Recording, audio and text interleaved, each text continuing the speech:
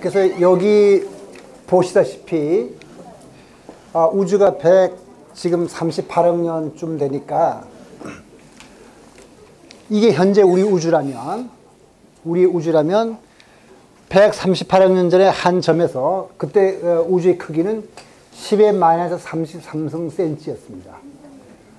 그러니까 원자의 크기가 10의 마이너스 8승 센치니까 우주가 얼마나 작았는지 알 수 있죠. 빵 터져가지고 46억 년 좀 지났을 때 굉장히 무거운 별들이 있었거든요.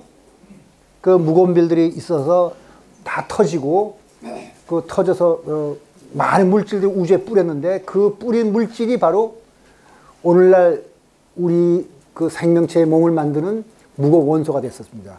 태양계는 그런 무거운 원소 못 만들거든요. 그 다음에 다시 46억 년 좀 지났을 때 이때 별들이 만들어지는데 이때 별들은 이만큼 무겁지가 못해요. 태양은 이때 만들어졌고 지금 대가 만들어진 지 50억 년, 46억 년, 뭐 50억 년쯤 돼서 이제 앞으로 어떻게 전개될 건지는 그 우주의 미래니까 그건 아직은 잘 모르는데 물론 짐작을 하지만 여기에 근데 빅뱅 모델, 이게 빅뱅 모델인데 어떤 문제가 있습니다. 어떤 문제냐? 지금 빅뱅 모델이 맞다면 프리드만의 모델에 의하면 이렇게 되게 돼 있어요. 여기 오메가라는 값이 있는데 오메가라는 값은 이게 크리티컬 덴시티라 그래가지고 우주의 밀도가 1세제곱 센치당 10의 마이너스 29승 그램 대개 몇 개 정도 되냐면 1세제곱미터당 그 수소 원자 한 5개 정도 있는 정도로 그렇게 희박한 밀도입니다. 그렇게 되는 걸 기준으로 해서 그거가 똑같으면 그걸 1이라 그러고 그거보다 크면은 그러니까 1이라 딱 이보다 크면은 이게 크다는 말은 뭐죠? 크리티컬 덴시티보다 여기가 커런트 덴시티가 실제 관측한 물질이 더 많다면 잡아당기는 힘이 강해지니까 우주가 이렇게 수축해서 팽창했다가 수축하다가 팽창했다가 수축한다는 것을 프리드만이 보였습니다. 근데 이번에 커런트 덴시티가 작으면 크리티컬 덴시티보다 작으면은 잡아당기는 힘이 약하니까 우주가 이렇게 쭉 팽창한다고 봤습니다. 1 되면은 뭐냐면 딱 맞으면 요거는 팽창하는 것과 수축하는 것 딱 경계에서부터 아슬아슬하게 이렇게 팽창해 나간다는 요걸 프리드만의 모델인데 요것이 이제 기본 그 텍스트이고 가모브의 빅뱅 모델입니다. 그런데 우주의 미래가 이 셋 중에 하나냐? 그러니까 스탠다드 빅뱅 모델에서는 그 프리드만 모델 썼으니까 암흑 에너지를 고려하지 않았거든요. 그런데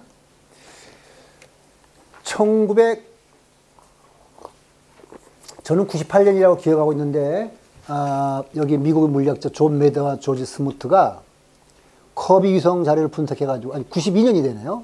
저는 98년이라고 기억하고 있는데 제 기억이 틀렸겠죠. 이렇게 45억 년 전부터 갑작스럽게 그냥 팽창 속도가 빨라졌다는 결과를 관측해서 자료를 바탕으로 이런 결과를 얻었어요. 원래 이 사람 둘이 다 따로따로 여기에 그 존 매더와 조지 스무트가 그 다른 연구 그룹인데 각자 독립적으로 연구한 결과 같은 결론을 얻은 거예요. 그래서 이 사람들은 뭐라 하냐면은 왜 우주가 이렇게 팽창을 아까 이렇게 쭉 이런 식으로 하다가 아까 그 프리드만 모델에 의하면은 이렇게 팽창을 했었는데 갑작스럽게 이렇게 확 빨라지기 시작했냐. 그거는 아마도 아인슈타인이 도입했던 우주상수 암흑 에너지가 있어서 그 암흑 에너지가 있으면 우주를 팽창시킨다고 했잖아요. 팽창시키는 걸 거다. 초기에는 우주의 밀도니까 초기에는 우주가 조그만 때는 밀도가 조그마니까 양이 작았지만 우주가 많이 커졌으니까 밀도 일정하다면은 그 암흑 에너지가 많으니까 빨리빨리 밀어냈을 거다. 이렇게 설명했지만 아직 물리로는 이 우주상수가 암흑 에너지가 왜 생겼는지 설명을 못합니다. 그러니까 암흑에너지 밀도를 이론적 계산을 조사해 보면은 이 사람들 실험 결과를 보면 대략 이 정도의 크기인데, 이론적 계산에 비해서 10의 마이너스 120cm 승만큼 작다는 말은 이론하고는 너무 틀리다는 얘기죠. 10의 2승이면 얼마예요? 100분의 1밖에 안 되죠. 그죠? 10의 8승이면은 1억 분의 1이라는 뜻이죠. 그래도 작다 할 때는 이건 120승분의 1밖에 안 되니까 이거는 아예 지금 물리학 이론이 손도 못 댄다는 뜻입니다. 암흑에너지 정체에 대해서는. 그런데 아까 말씀드렸지만은 여기에 기발한 아이디어가 있어가지고 암흑에너지가 필요 없다는 그러한 이론이 있거든요. 그 이론은 여러분들이 질문을 통해서 저한테 물어주시면 제가 설명해 드린다고 그랬죠. 그럼 우주는 어떻게 되느냐? 앞으로 우주는 원래 프리드만 모델에서는 우주가 그 임계 밀도보다 크면은 팽창했다 수축했다 빅뱅 빅크런치 빅뱅 빅크런치 빅뱅 나갈 거고, 그냥 이렇게 물질이 작다면 팽창할 거고, 그 중간 경계선에 있다면 이렇게 할 건데, 지금은 이거는 요 순간부터 갑작스럽게 빨리 팽창하니까, 빨리 팽창한단 말은 모든 것이 찢어진다는 얘기예요. 이걸 빅립이라 불러요, 보통. 빅립. 여기 써놨네요, 빅립. 그러니까 빅뱅이 아니라 이걸 거꾸로 빅립이란 말은 갈기갈기 찢어진다는 뜻에서, 만약 빅립이 맞다면 아주 먼 훗날 우리의 그 은하계에 있는 별들도 다 이렇게 흩어지고, 하다못해 우리 몸을 구성하고 있는 원자마저도 그 속에 있는 구성 성분인 소립자로서 갈기갈기 찢어진다는, 무슨 몇 조년 뒤이긴 하지만 여기 그게 빅립이에요. 그게 우주의 미래입니다. 그러니까 우주에 아무것도 남지 않는다는 그런 거를 이 페이트 엑소 유니버스, 만약 정말 가속 팽창한다면 그렇게 된다는 뜻입니다. 그러면 빅뱅 이론의 문제점은 뭐냐면은 요 세 가지를 썼는데 요거 하나하나 설명을 드릴게요. 가모브 이론은 아까 말씀드린 대로 세 가지를 잘 설명했거든요. 허블의 법칙에 따라서 팽창한다는 걸 설명했고, 수소와 헬륨이 비가 3대 1이라는 걸 설명했고, 마이크로 배경 복사가 있다는 걸 설명해서 잘 맞았는데, 플랫넷 프로그램과 호라이즌 프로그램과 렐릭스 프로그램이 설명 못해요. 이걸 설명드릴게요. 플랫넷 프로그램이란 말은 뭐냐면은 우주가 아인슈타인 상대성 이론에 의하면은 은하라든가 별들이 있는 곳에서는 시공간이 휘어져서 꼬부라지지만, 다시 말해서 우주가 평평한 것이 아니라 여기 별들이 있으면 요 근처에서 우주가 이렇게 휘어져요. 이렇게 군데군데 휘어지긴 하지만은 요건 요 무거운 별들이 있는 곳에서 휘어진 것이지 우주 전체를 볼 때는 평평해요. 유클리드 기하학이 성립하게끔. 왜 그런가? 요것이 하나. 왜냐면 이렇게 팽창했을 때 이렇게 커져 오르려면 처음에 요만한 녀석이 팽창이 이만큼 왔으면은 아주 평평하지 않아야 될 것인데 팽창한가. 그 다음에 호라이즌 프로그램.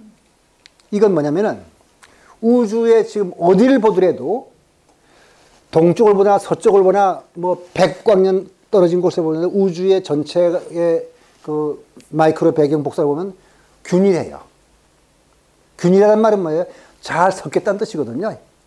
시작할 때. 우리 목욕탕 물 온도를 놓고 볼 때 이쪽 끝이나 저쪽 끝이나 같은 것은 물이 잘 섞였기 때문에 그런 거잖아요. 우주 전체가 거의 균일한 모양을 가지고 온도도 비슷하다는 말은 옛날에 잘 섞였다는 것인데 그게 수수께끼예요. 왜 수수께끼냐면 지금 우리들한테 오는 빛은 지금 도달한 빛도 있거든요.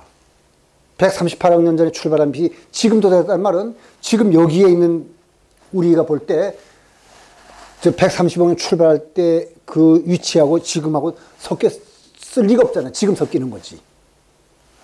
그래서 그게 문제가 있고, 그다음 자기 혈국 문제.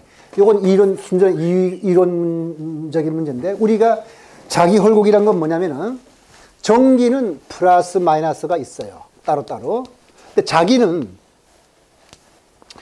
ns가 이렇게 붙어 있거든요, 요새는. 근데 물리 이론에 의하면 n극 따로, s극 따로, 홀이란 말은 모노폴이란 뜻인데, 여기 자기 홀극이란 마그네틱 모노폴이란 뜻인데, 이런 홀극이 있어야 되는데, 우리가 볼 때 없어요. 왜 없냐? 이건 빅뱅 모델에 설명 못 하거든요. 근데 이걸 기가 막히게 설명한 사람이 이제 나오게 됩니다. 근데 아이디어는 굉장히 간단해요. 그러니까 지금 설명한 문제가 바로 이건데, 빅뱅 모델이란 말은 우주가 여기나 여기 온도, 지금 138억 년 전에 출발한 빛이 좀 도달했는데, 여기 보니까 여기 온도나 지금 온도나 같아요. 그런 말은 뭐냐면, 여기서 같은 말은 여기하고 여기하고는 섞일 시간이 없어요. 섞이려면은 빛보다 빨리 섞이는 법은 없는데, 이쪽 끝에서 온 빛은 지금 도달했고, 이쪽 끝에서 온 빛은 여기 도달했는데, 이 둘은 섞인 적이 없을 거 아니에요. 그런데도 같아요. 그건 뭐냐면은, 옛날에 시작할 때, 대개, 우리가 볼 수 있는 빛은 우주가 팽창한 다음에 38만 년 이전 빛은 못 봅니다. 38만 년 이후 빛만 보는데, 기왕 제가 물리를 설명드렸으니까 그것도 제가 여러분들한테 왜 그런지 설명을 드릴게요. 전기입자하고 빛은 서로 상호작용을 해서 전기입자가 많이 있으면은 전기입자들은 빛을 흡수하고 그렇게 돼요. 그래서 옛날에 우주가 빵 터질 때 진공에서 입자, 반입자가 만들어졌으면은, 입자, 반입자가 지금 좁은 공간에 많이 있으면은 그때 자기들끼리 합쳐져서 빛이 된다 하더라도 그 빛은 멀리 못 나가요. 왜냐하면 옆에 있는 전기입자가 그걸 먹어버리기 때문에. 그래서 전기입자가 빛이 섞였을 때는 빛이 멀리 못 나가거든요. 근데 38만 년 지나고 나면 물질이 식어서 한 3000도 정도 돼요. 그러면 그때는 빛이 탈출할 수 있거든요. 그러니까 38만 년 전까지는 요놈이 빛이 탈출 못해서 38만 년 뒤에 오는 빛을 보는 건데, 지금 보다시피 지금 도달하는 빛들은 그때 섞였을 리가 없잖아요. 근데 그때는 빛이 간 거리가 굉장히 조금이어 있어서 여기에 있는 자기들끼리 섞일 수 있는 영역은 요만큼밖에 안 되고, 여기에 있는 영역은 요만큼밖에 안 돼. 그럼 여기도 그런 영역에서 서로 섞이지 않는 영역이 이렇게 굉장히 많을 거예요. 이걸 우리가 물리적 용어로 도메인 월이라고 부르거든요. 이런, 그러니까 섞이지 않는 부분들이 군데군데 있어가지고 우주는 그만큼 균일하지 않아야 되는데 다 균일해요. 이거 설명 못 하거든요. 이걸 우리가 지평선 문제라고, 여기 호라이즌 프로그램이고, 호라이즌 프로그램이고, 그러니까 빅뱅 모형에 의하면 우주의 이쪽 부분과 저쪽 부분은 과거에 서로 접촉하는데 왜 우리가 그렇게 균일한가? 이게 문제가 좀 제목이 좀 잘못됐나 봐요. 편평생 문제는 뭐냐면은, 아까 문제가, 아까 지평선 문제 썼나요, 제가? 그럼 맞아요. 호라이즌 지평선이죠, 그죠? 그만 맞고. 그러니까 편평성 문제는 오늘의 우주는 국소적으로는 공면이 있지만, 태양 같은 경우는 이렇게 빛이 휘니까 있지만, 전체적으로 보면은 평평해요. 근데 어느 정도 평평하냐면은, 정말 기가 막히게 평평해요. 대폭발 당시 폭발력이 어떤 특정한 값보다 조금만 컸더라면 소립자들이 결합하여 원자를 만들지, 뭐냐면, 결합하려면 이렇게 묶여야 되는데, 묶일 시간이 없이 팍 폭발해버리니까. 근데 조금만 약했더라면, 폭발력이 약했더라면, 돌은 뭉쳐가지고 수축해서 오늘 우주를 만들지 못했을 텐데, 그러니까 아주 평평하다고 할 만한 정도로 이렇게 알맞은 방 크기만큼 이렇게 폭발해야 되는데, 그 정밀도가 10의 마이너스 60승만큼 오차예요. 근데 제가 옛날에 말씀드릴 때는 오늘날을 기준으로 해서 10의 마이너스 15승이라고 했는데, 폭발 당시에는 이만큼 정밀해야 되는데, 이것은 인간이 상상할 수 있는 그 오차는 아니에요. 그만큼 정밀히 평평하다는 뜻이거든요. 왜 그렇게 평평한가? 이게 문제예요. 물리적 변수가 이렇게 정밀하게 조정되어야 하느냐. 이런 거는 거의 불가능한 거거든요. 불가능한 일이 일어났다는 얘기거든요. 그다음 자기혈곡 문제는 N극 또는 S극만 있는 자기를 자기혈곡이라는데, 만일 대통일 이론에 의하면 우주 탄생 초기에는 다량의 자기혈곡이 존재했어야만 하는데 이 자기혈곡들이 어디로 갔나? 이 세 가지 문제가 있거든요. 이 세 가지 문제를 못해서 사실은 그 대폭발 이론을 발표한 이 사람들의 이론은 주목을 받지 못했는데, 바로 1981년에 알란 구스라는 사람이 호라이즌 프로그램하고 플래트네스하고 그다음에 자기혈곡 문제를 깨끗이 해결합니다. 어떻게 해결하냐면, 베이직 아이디어는 Universe undergoes exponential expansion in early history. 아주 옛날에 빛보다 빠른 속도로 갑자기 팍 팽창했다는 뜻이에요. 이 말만 갖고는 아직 여러분들이 왜 그 문제 해결됐는지 머리에 감이 안 떠오르죠. 왜냐면 물리학을 안 하셨기 때문에. 근데 제가 이제 그림 보여드리면 얼른 이해하실 거예요.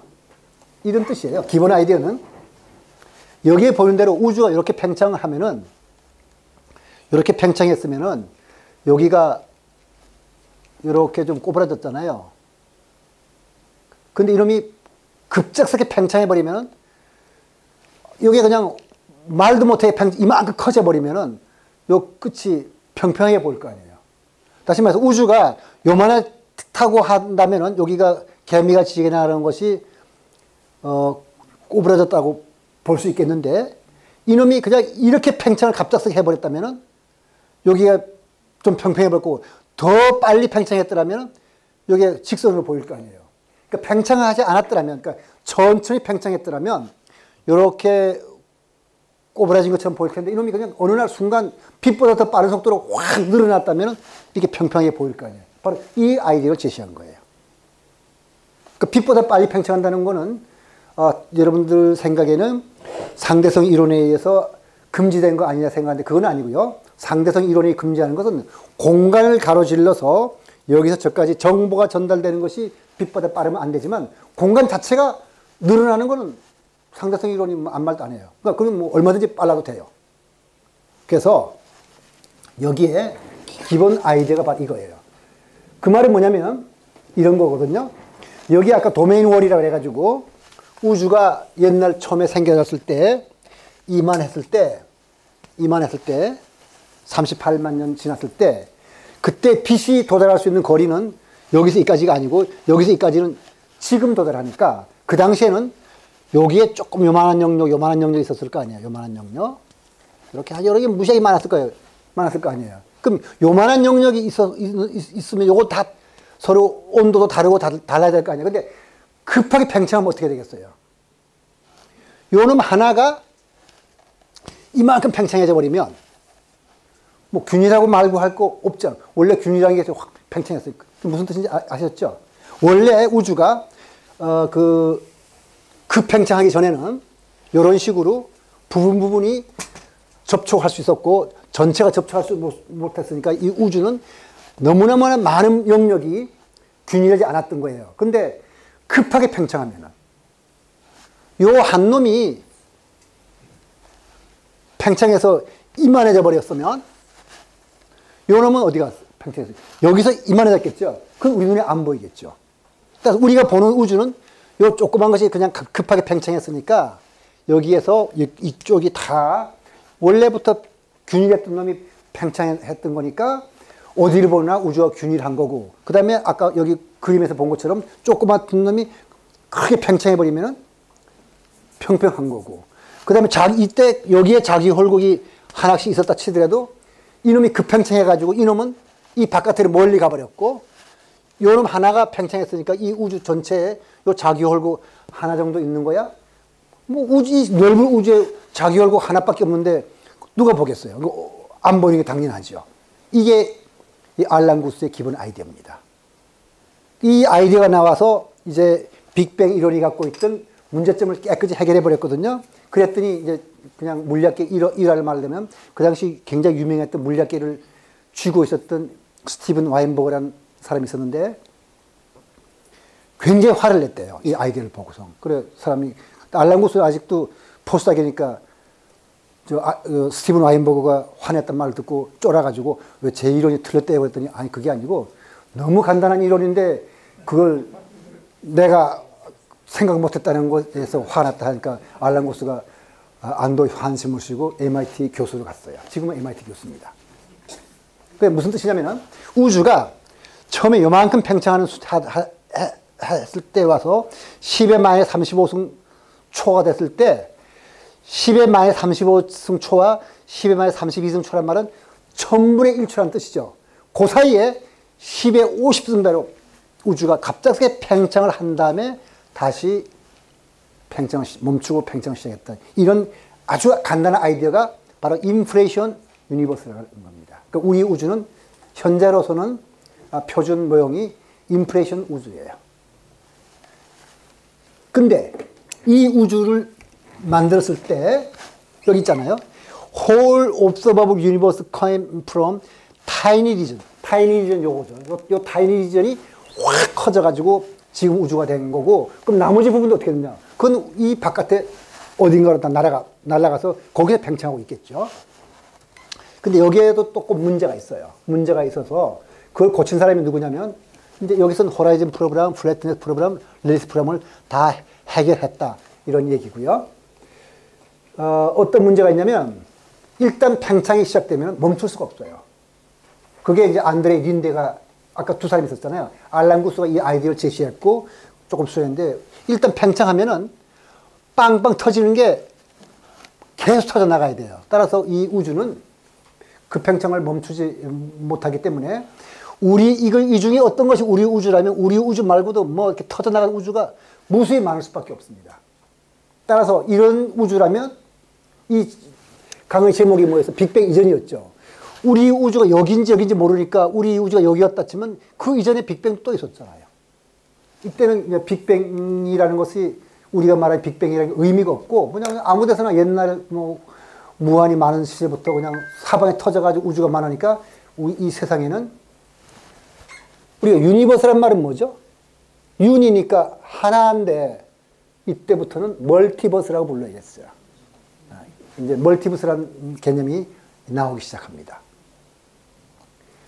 급팽창 이론에 의하면 우주의 급팽창은 멈추지 않고 영원히 계속되면서 빅뱅이 수시를 하면서 여러 개의 우주가, 여러 개가 아니라 셀 수 없이 많은 우주가 탄생을 옛날에 했었고 앞으로 탄생할 거고 지금도 있고 뭐 이런 얘기가 되죠. 그래서 이제 다중우주를 우리가 생각을 해야 되는데요. 자, 우주라고 하면 보통 모든 것을 담고 있는 전체라는 뜻을 가지고 그래서 유니버스라고 불렀는데 그 빅팽창 그 인플레이션 유니버스 시어리에 의하면은 우리 우주가 유일한 우주가 아닐 가능성이 있어요. 그래서 그럼 다중우주라는 개념이 일단 멀티버스, 유니버스란 말은 이제 없어져 버렸고요. 멀티버스라는 생각을 하다 보니까 그럼 어떤 종류의 멀티버스가 있냐 보니까 멀티버스의 종류도 무지하게 많아요. 근데 그걸 다 여러분 소개시킬 수는 없고 제가 6가지만 소개시켜 드리겠습니다. 6가지의 종류의 다중우주가, 그러니까 다중우주가 한 개만 있다 하더라도 우주가 무시하게 많은데 그 종류도 이렇게 많다면 이때 우주는 도대체 뭘 뜻하는 것인지 저는 오늘 이 강의에서는 현상적 실제라 그래가지고 그것이 불교적으로 뭐라고 말씀드리는 것이 아니라 우리가 보는 현상이 이렇게, 그러니까 이렇게 말해서 상이죠, 상. 우리가 만든 상이 이렇게 많이 있는데 그 속에 진리가 있으니까 생각해 보시라는 뜻에서 우주를 대상으로 우리가 만든 상이 뭔지를 소개시켜 드리는 거니까 한번 들어보십시오. 그러니까 유식불교에 의하면 아리아식이 그냥 우주거든요. 아리아식 전변이니까. 그럼 우주가 셀 수 없이 많다면 그러면 아리아식은 어떻게 해석해야 될 건지. 근데 또 초기 불교는 아닌데 법화경을 읽어보면은 처음에는 저 법화경을 읽어봤을 때요. 저희 집사람하고 같이 읽었는데 무슨 소리인지 몰랐어요. 계속 우주가 나오고 해가지고 한 2번, 3번 읽으니까 그때 이게 이런 소리인가 보다 했는데 어쨌든 법화경을 읽으면 무수히 많은 세계가 나오는데 그걸 다중우주라고 우리가 해석하면서 경전을 읽는데 도움이 될 건지 화엄경도 그렇거든요. 여러 가지 천상의 그럼 우리가 대성경전 이해하는데 도움이 될 길을 바라서 제가 이걸 바라면서 이 얘기를 하죠. 자, 이게 다중우주를 한번 봅시다. 6가지만 말씀드릴게요. 끝없이 늘어나는 캡슐 우주. 이름을 부르기를 누벼입은 다중우주라고도 부릅니다. 그 다음 두 번째는 포도성이처럼 주렁절중절 인프레션 다중우주. 아까 말씀드렸어요. 세 번째는 무한히 갈라지는 양자 다중세계. 그 다음에 시뮬레이션 우주. 그 다음에 끈이론이 말하는 주기적 다중우주. 골짜기만 낯선 풍경 랜드스케이프 다중우주 해가지고 이제 이렇게 되면 빅뱅 우주, 빅뱅 한 번 일어났다는 말은 의미가 없고 빅뱅 이전이란 말이 적합하겠죠. 그럼 일단 처음부터 뉴웨이븐 다중우주는 뭐냐면 퀼티드 멀티버스라고 부르는데 왜 이런 말을 불렀냐? 이건 이런 뜻이에요. 요 놈이 하나가 인프레션에 의해서 커진 거니까 이것도 이 바깥에는 있겠죠. 그죠? 그러면 이렇게 되는 거죠. 우리가 보는 우주는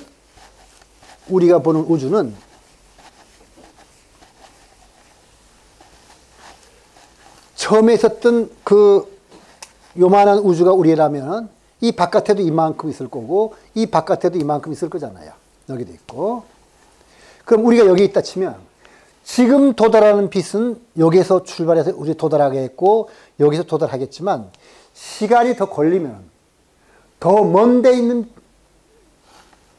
아직 여기에 출발한 빛은 아직 도달 안 했겠죠. 그럼 시간이 지나면 어떻게 됐어요? 마치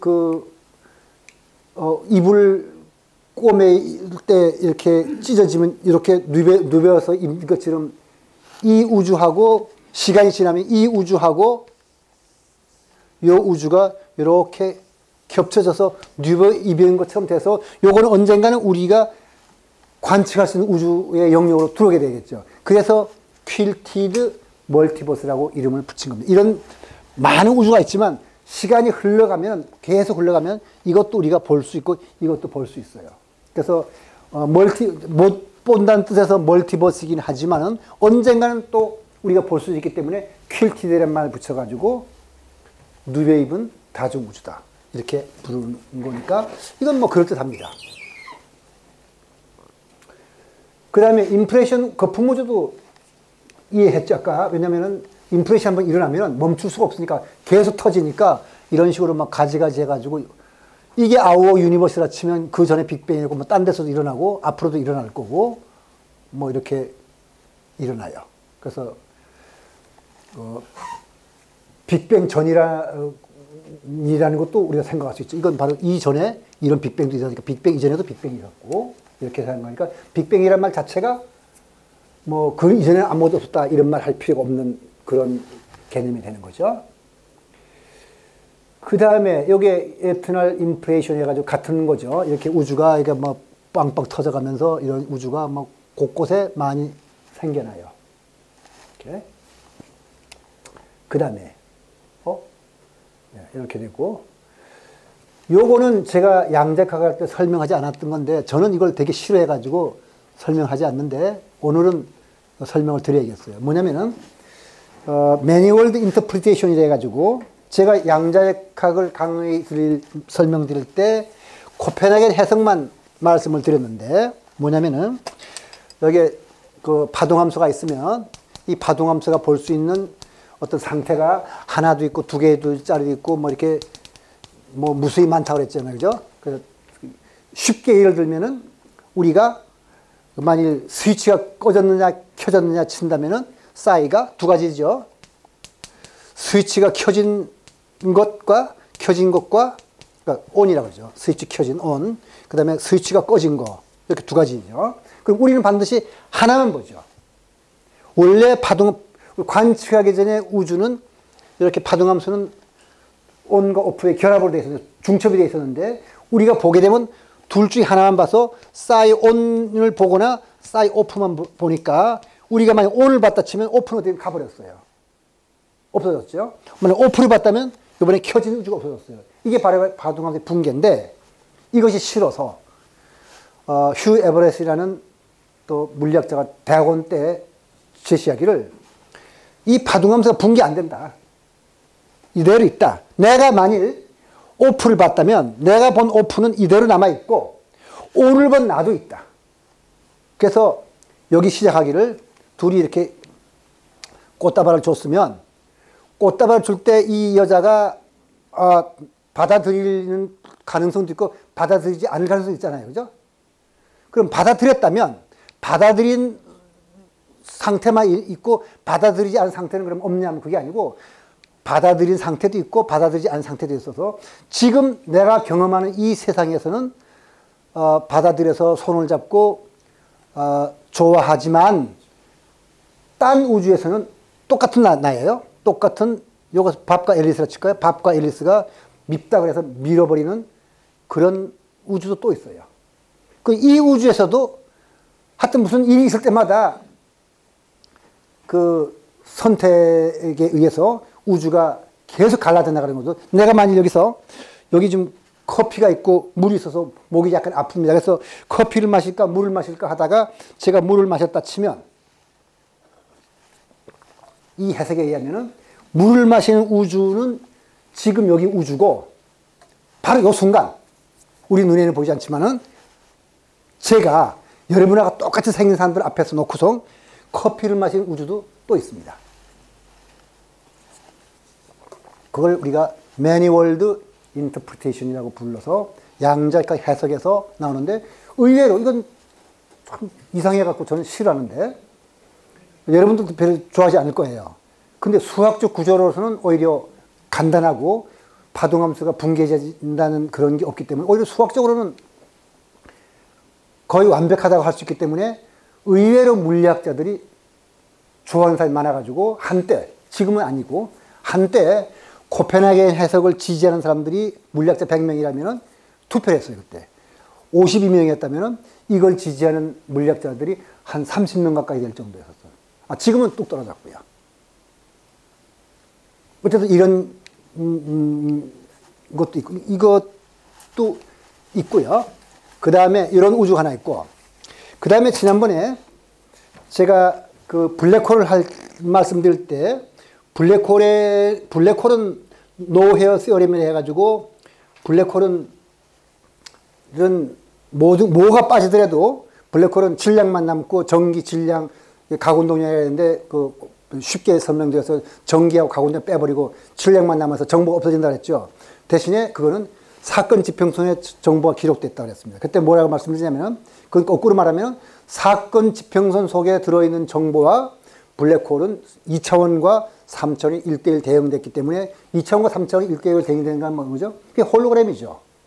그럼 우리의 우주가 홀로그램일 가능성이 있느냐 하는 문제가 나온다. 사실에서 블랙홀 내부에 있는 물체들에 관한 정보는 모두 사건 지평선에 기록되어 있죠. 그러니까 2차원 평면에 있는 정보들만 있으면 3차원 블랙홀을 구성할 수 있어요. 그렇다면 우리 우주는 어떠냐? 우리 우주도 홀로그램일까 하는 문제가 생기는데 그럴 수도 있다는 제안들이 있어가지고 바로 우리 우주가 하나의 컴퓨터 시뮬레이션에 불과한가? 그 말은 컴퓨터 시뮬레이션에 불과하다는 말과 마찬가지일 텐데 그래서 2017년 2월 1일 12시 21분에 MBC에서 거기에 대한 논의가 있었습니다. Are we simulated beings living in a simulated universe? 우리도 하나의 홀로그램에 불과할까?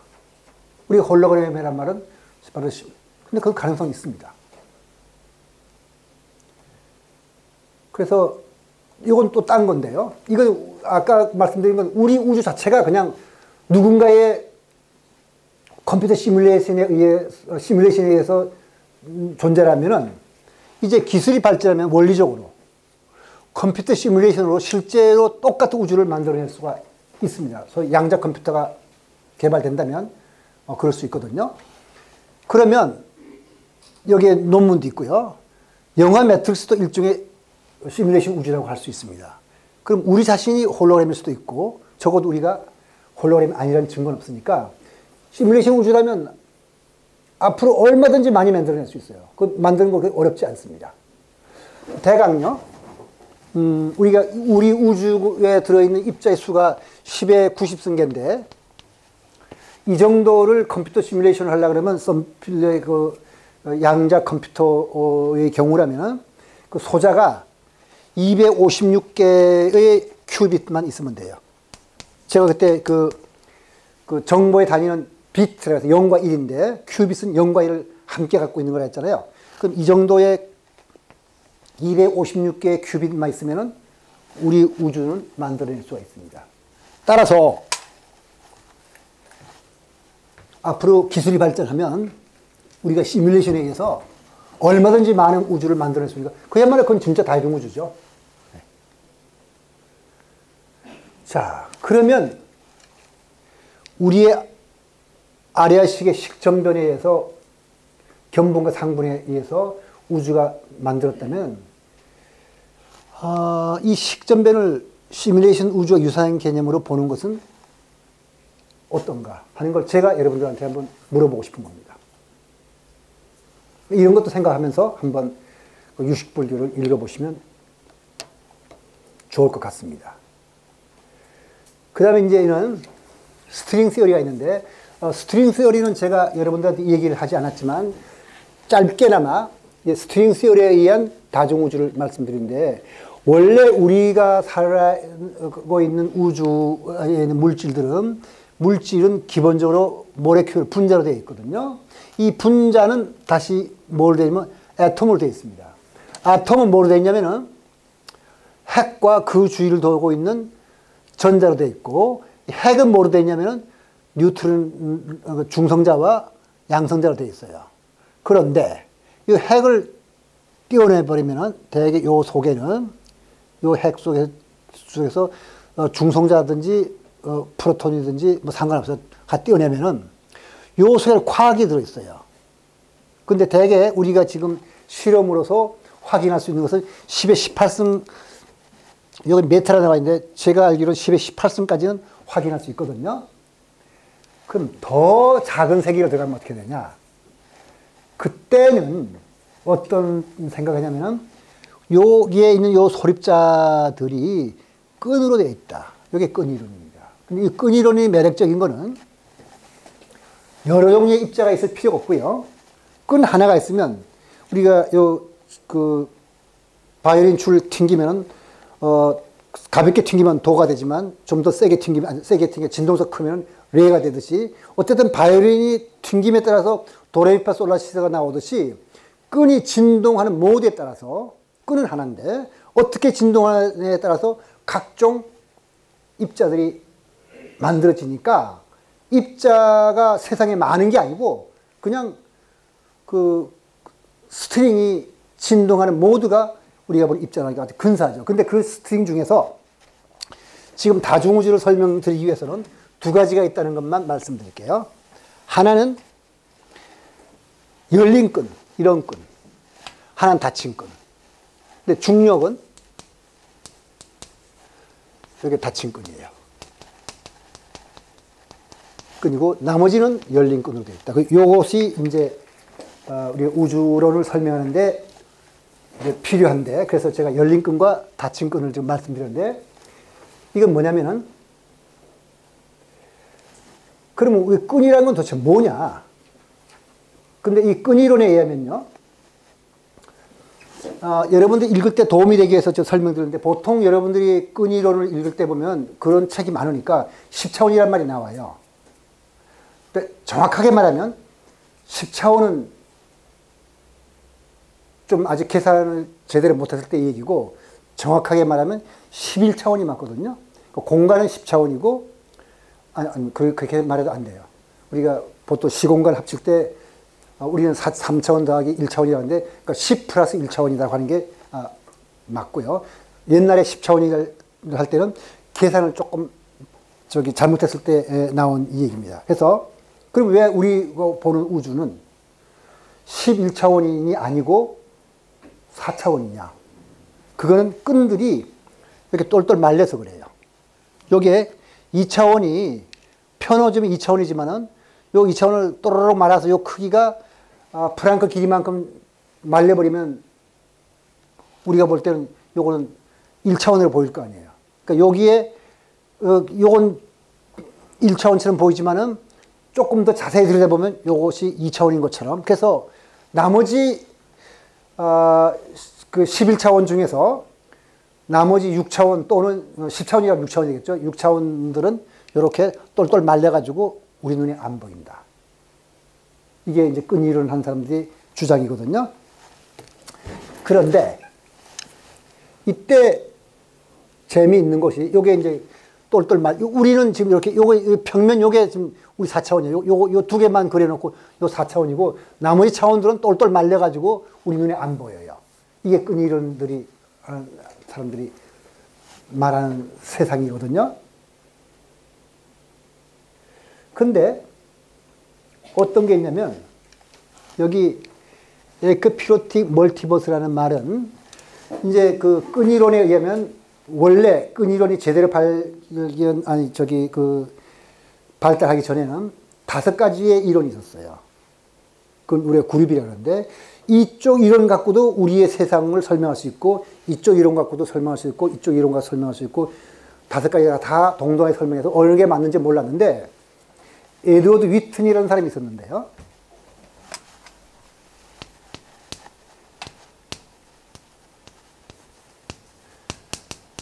요새는 뭐 그렇게 그렇지 않지만 한 20년 전이면 20년 전에는 에드워드 위튼이라고 그러면은 물리학계, 이론 물리학계 신처럼 이 사람이 뭘 했다 그러면은 다른 물리학자들은 꼼짝도 못했던 그런 사람인데 재밌는 거는 이 사람이 학부 강의가 전공이 역사학입니다.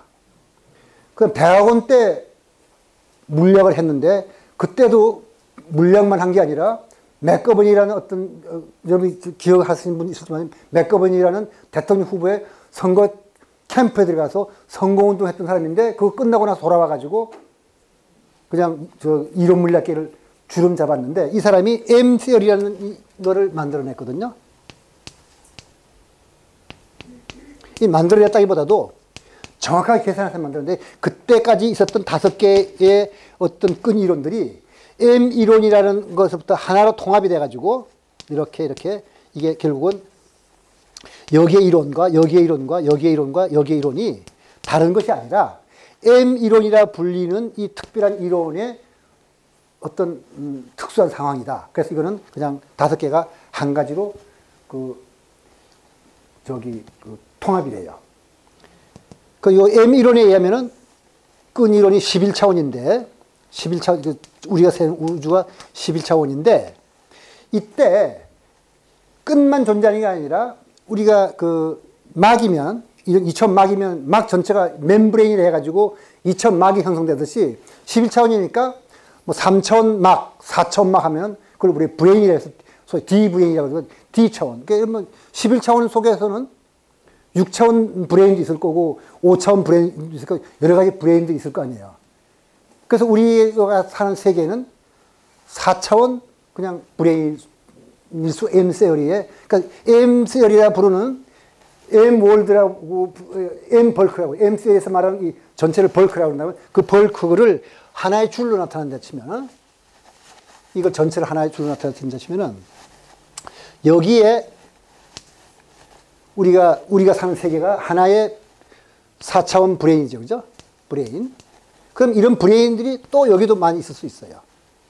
브레인. 그러니까 브레인이 쭉 많이 있는 게 여기에 만들어진 이 브레인들입니다. 그러니까 그런 끈이론에 의하면 이런 브레인이 뭐 전체가 11차원이니까 뭐 4차원, 5차원에 된 브레인들이 뭐 수없이 많겠죠. 그런데 아까 이게 닫힌 끈과 열린 끈이라 했는데 이 끈이론에 의하면 열린 끈은 요 양쪽 끝이 반드시 자기가 속한 브레인에 있어야 돼요. 열린 끈은 반드시 이렇게 돼 있어요. 이렇게. 어디로 못 가요. 이렇게 되는 끈은 없어요.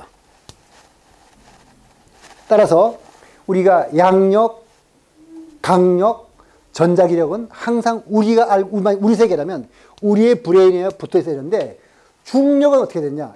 중력은 닫힌 끈 돼가지고 이리로 새나갈 수가 있어요. 여기 동그라미가 중력은 브레인과 브레인끼리 연결해 줄 수 있어. 우리 세계에서도 중력이 작용하지만은 브레인과 브레인끼리도 작용해 그래요. 그러면 중력이 작용하니까 이 브레인과 브레인이 충돌할 수가 있겠죠. 그게 바로 여기에 에크피로틱 멀티버스인데, 이게 뭐냐면 에크피로틱이란 말은 그리스 말로 뭐 불일과 관련된 따라서 이게 그 불덩어리 멀티버스인데, 여기에 있는 이 브레인 하나가 하나의 우주거든요.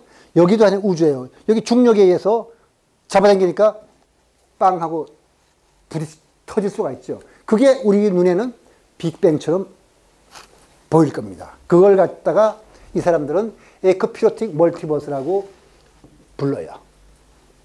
그래서 여기에 보다시피 이렇게 브레인 하나가 바로 우주니까 아워 브레인, 요건 파라렐, 우리 우주와 나란한 브레인이 여기에 작은 중력에서 가까이서 땅 부딪혀가지고 뭔가 이렇게 만들었다가 다시 벌어졌다가 또 부딪히고, 이런 일이 계속 일어나는 거죠, 우주는. 이게 맞는지 안 맞는지는 누구도 모르지만, 재밌게도 장암경 세기경에 보면 우리 우주가 뭐 한번 이렇게 생겼다가 충돌해서 없어졌다가 하는 얘기가 많이 나오죠. 그런 거 읽을 때 이런 거 생각하면서 읽으면은 재밌을 것 같아서 제가 설명을 드리는 겁니다. 그 다음에 이제 그 소위 경관 우주라 그래가지고, 요건 지금 그 에크피로틱 멀티버스가 뭐 어떻게 작용한 얘기가 치면,